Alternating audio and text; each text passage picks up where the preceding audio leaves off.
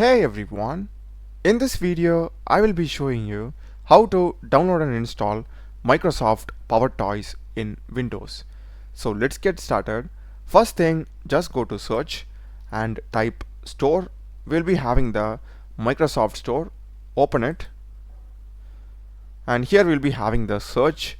Just search for PowerToys, and we'll be having the Microsoft PowerToys, and this is the official one. It's from Microsoft Corporation. Just click on install.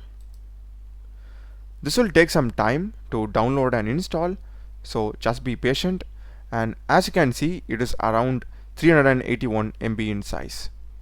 So once it is done, we will be getting the PowerToys interface automatically opened, and also you will be getting the shortcut like this. If you just search for power, we will be having the PowerToys. You can just have a shortcut or pin it to taskbar.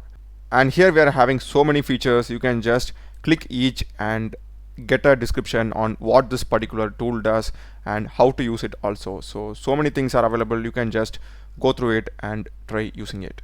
That's the video, guys. Do check the playlist of my channel. Done a lot of videos in programming and AI tools.